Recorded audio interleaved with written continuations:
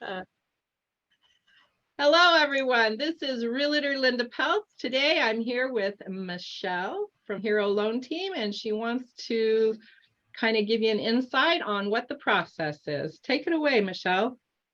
Oh, thanks, Linda. Well, yeah, I just know that there's a lot of people out there who are wanting to get into home ownership, maybe for the first time, and really not sure where to start or how that process goes. And so I thought we could just kind of walk them through that process. So, That's a good idea because, even if they bought one like 10 years ago, the process is way different than it used to be. So yeah, that's a very good idea. absolutely. Yeah, It's it's not very even all you rarely that. first-time home buyers, all you old home time buyers. The process has changed over the years. My grandmother was a realtor 100 years ago. Very different than the realtor Oh, world we live in. I mean, You even know, 5 years ago. oh, I know. Heavy paper laden. She talked about the big MLS book that was, a foot thick, and you had to go through that manually to find the properties. Could you imagine? We're very electronicized right at the moment compared to Yeah, that. I'm very lucky that the clients can search for properties online. And a lot of times that's where I hear that people are starting. The first thing that they're doing is they're going on to Zillow or a website like that, maybe the NMLS that's attached to their real estate agents, and just kind of looking for properties. And while that's good, a lot of times that gets me into a place where I've I'm in sort of like fantasy about what I want. I'm looking, oh, I want this neighborhood and I a want the pool. $700,000 house, but do you know what you qualify for? Right. No, but I want the 700,000. Yeah, but we got to figure out what you qualify for. Have you talked to a lender? Right. Exactly. So the first step is either to get with a lender or to get with a real estate agent. Um, Who will in turn get you to the lender. Exactly. that's Lender right. is the That's right. first step. But with that said, you're right. Get a hold of a realtor or get a hold of a lender, and then make sure you like them, because you're going to be working with them for some time here until we get this process complete. Very true. And then typically, we can, if they got a hold of you first, you can advise them on a good realtor, or vice versa. If you get a hold of the realtor first, we still need to get you to a lender, but we have our favorite that we work well with. And let's face it, we become a team. So you are definitely step one. Lenders are definitely step ones.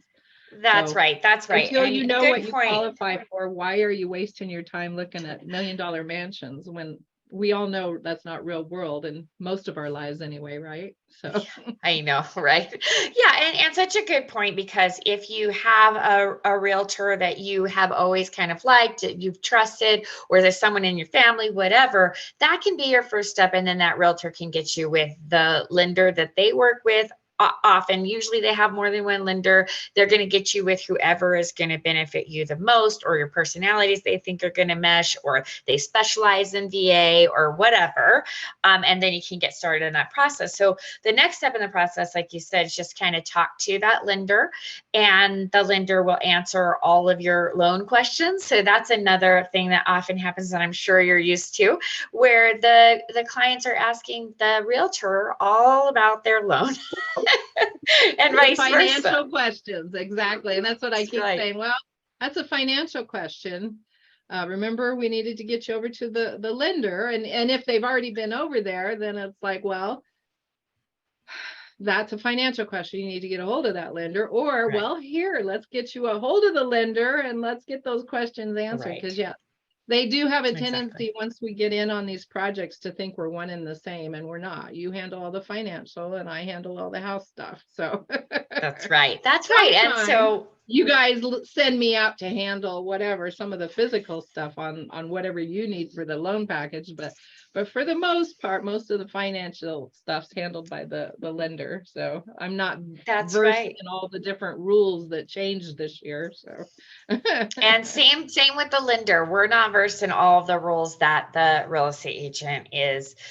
privy to, and like, well, can I have my dogs with this property, and like whatever else kind of things might come up. What's the advantage or disadvantage of an HOA? Like those are types of things that you really want to talk to your realtor about. But so the next step, once I've talked to you, is that we're going to go ahead and do the loan application. And a lot of people here are like, whoa, whoa, whoa, are you going to pull my credit? I've been working really hard on my credit. Is this going to lower my credit? And truth is, yeah, we are going to pull your credit. It's an essential part of that pre-approval process.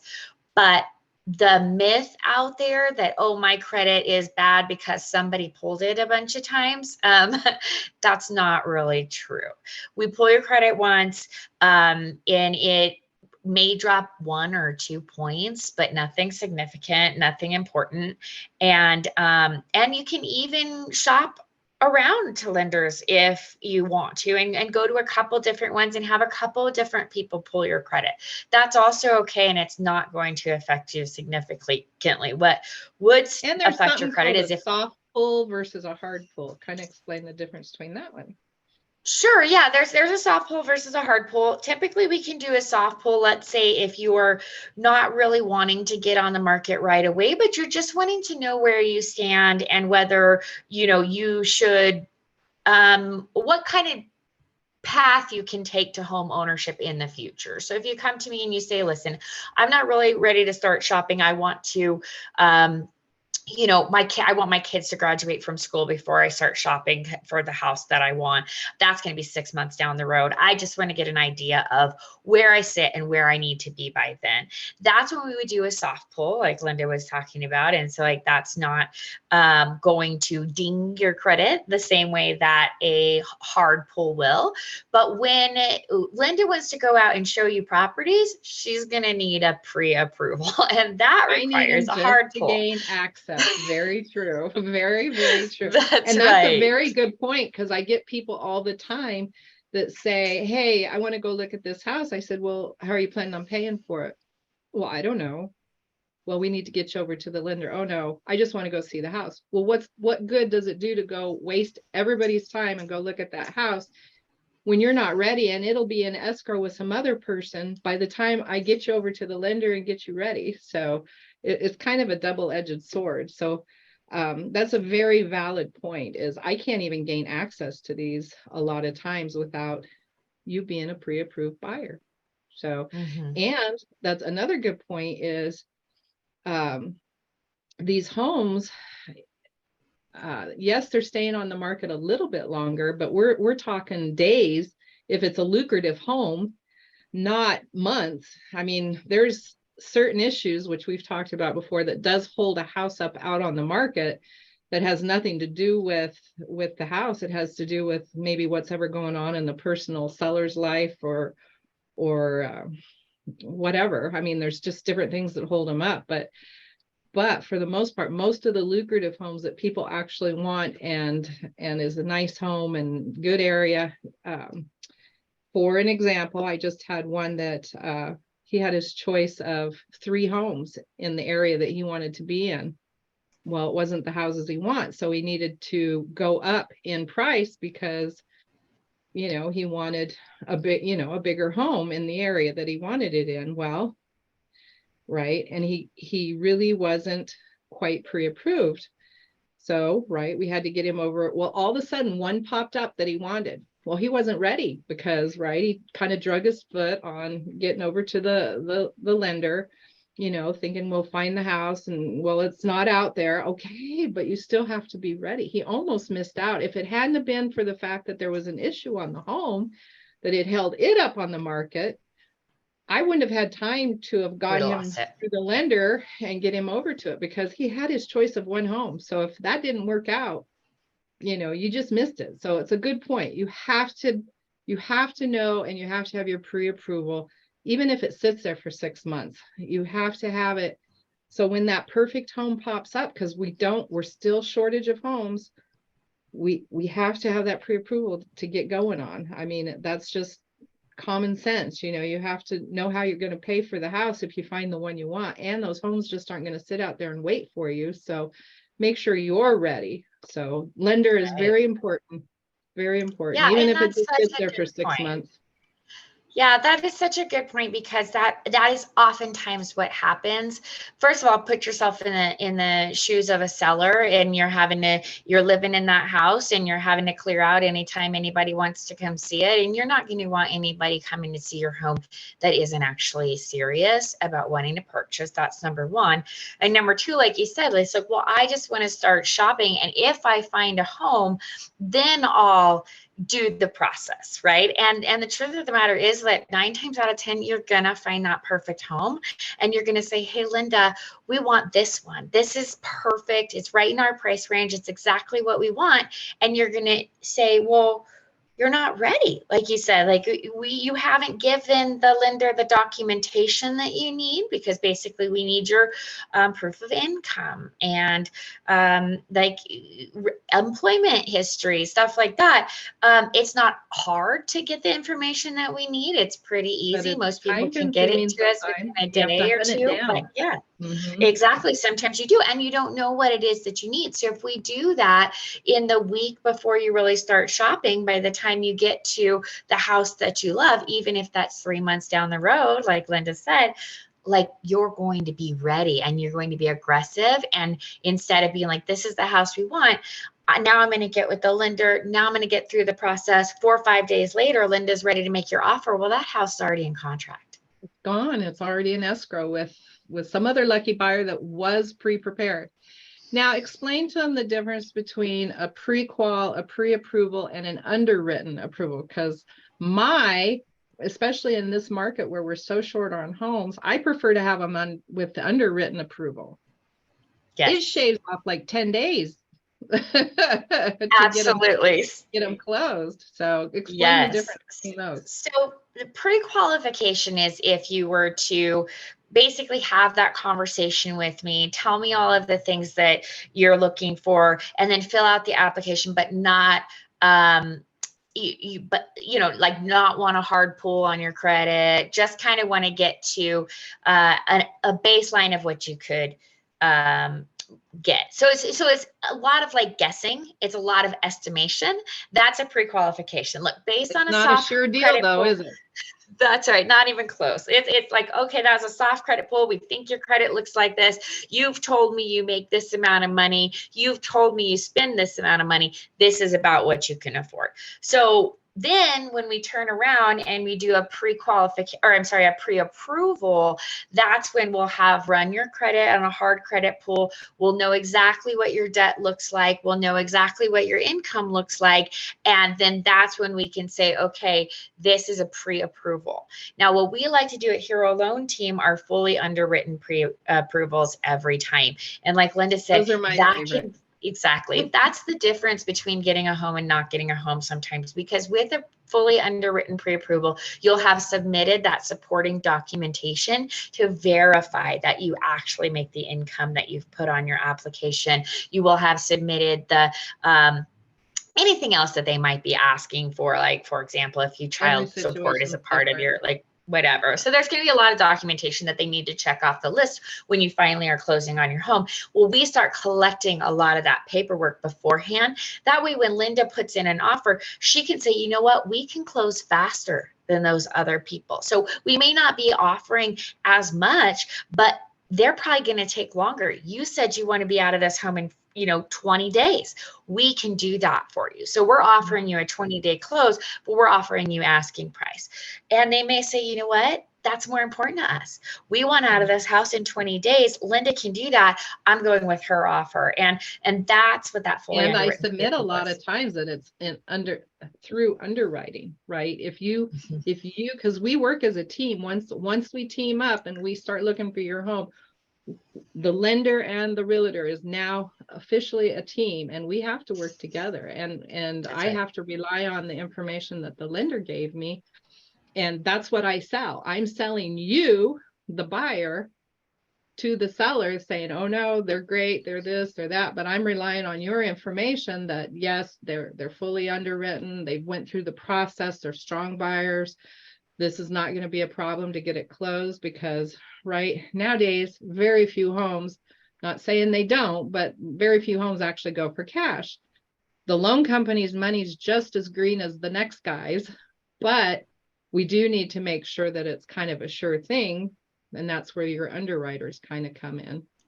Right, right. We want to be able to deliver on that close, and that's for, for your protection as well, the client's protection, because the last thing you want to do is think, okay, we're going to close and we have this many days to do so, and now you've given your notice at the place that you're renting, or you're selling your previous home. There's all these other things happening, and then the last thing that you want is to have not given all that documentation, and suddenly something pops up that it's like, oh no, actually you were off work for 6 months and there's no record as to why, and now we can't actually do what we said we were going to do. And so it's really, really important for the client as well to have that assurity that we've done everything, we've checked all those boxes, and there's not going to be any surprises that even you didn't know about. Sometimes I've had clients who have some sort of collection from 15 years ago that is like hidden in their credit report, and if we didn't do our due diligence, that could screw up the purchase. I think the strangest one I heard about was, I was actually on the listing side, but it was one of the buyers that came through, and I'm sure it wasn't too funny for the poor little buyer who missed out on the house, but he owed IRS money, and the lender said, okay, go make a payment to them. Don't pay the whole thing, just make a payment, set up a payment schedule, because he only had so much money, right? And he was going to use that for the closing costs and different things. And he went down and he paid off the IRS. Well, what money do you have to close on? Well, you told me to go make a payment. Schedule a payment, not make a payment. So he lost out on that house because he no longer had the funds. But that was kind of, I think, the strangest one. And we had got all the way through closing. Everything was fine until he went down and he used all his money to pay off his IRS debt instead of scheduling a payment for him, scheduling, a payment schedule. So whoops. Yeah, well, and that brings up a really good point too. And we tell the client this all the time. Once you get into an offer, once we have that fully underwritten pre-approval, don't change anything. Don't go get a different job. Don't pay off any credit cards in full. Don't get a different car. Like, don't change anything. Wait the 30 days or more or less, whatever it is, till you actually sign those documents are closed, you're in your new house, then do whatever you want. But don't just don't plan on buying a house for a while. Otherwise you're back to don't do anything. That's right. That's right. Out, don't do anything. Don't do anything. Don't change anything, because so many times somebody will, do something where it's like, well, I changed jobs. It's the same, type of job. It's whatever. All these justifications that I might think, well, it's not going to matter. But it's really, really important to talk to your loan officer before making any purchases, before any changes in employment, before any changes at all, and just say, hey, this is what I'm planning to do. Is this okay? And we can become part of your family for a couple months.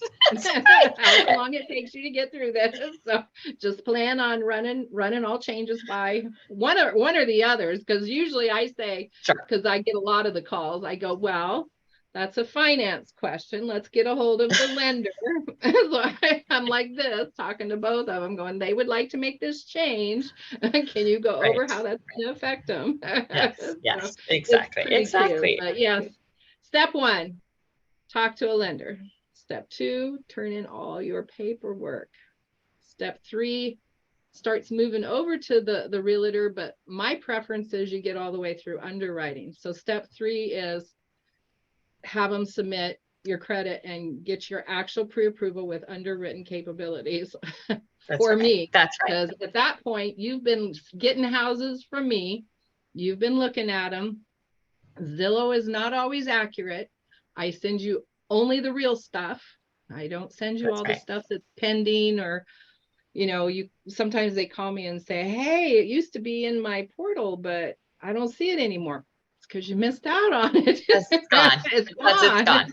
Because it falls out, and then as they go active, they go straight into your portal. So, they look out on Zillow and see whatever 25, 30 houses, and yet they're only getting 5 from me. It's like, yeah, because Zillow's not accurate, people. I'm sending you That's the right. 5 real ones. It's real time.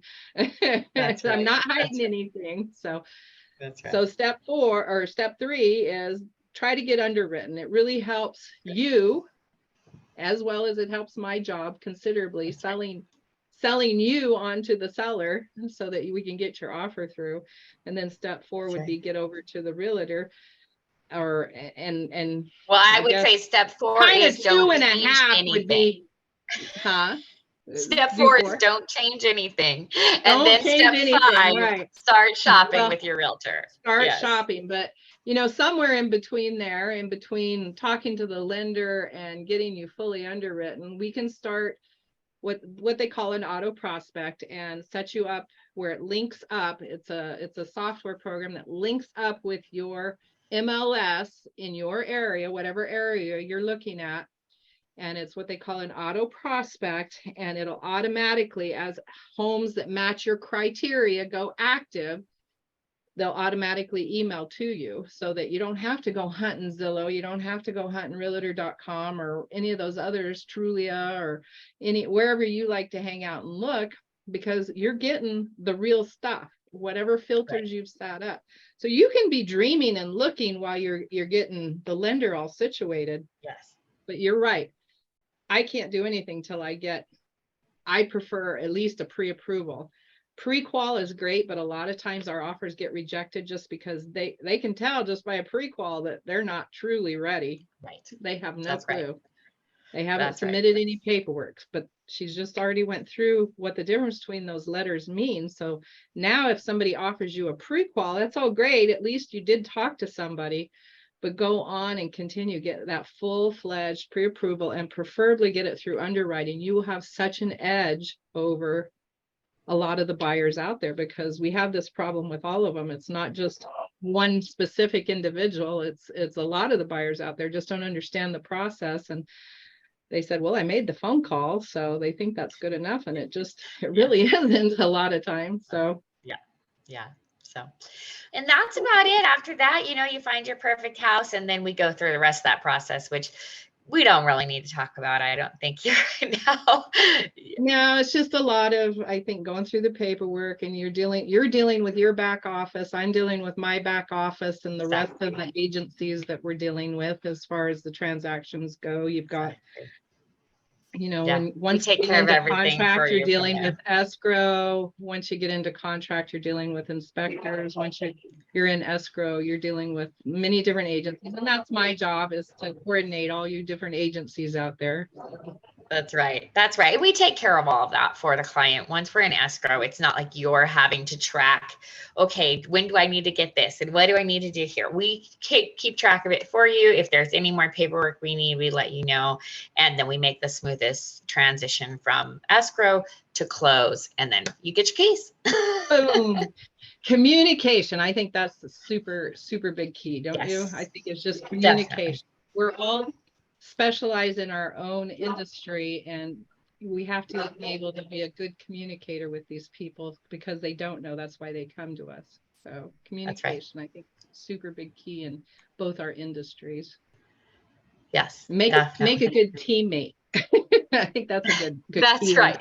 That's right. Be a good communicator and make a good teammate. Exactly. That's right. 100%. Oh, you're always fun, Michelle. Thank you so much for joining me today for our little talk on real estate. Do you have anything else you'd like to share? You want to give your information, and I'll include it in the Yeah.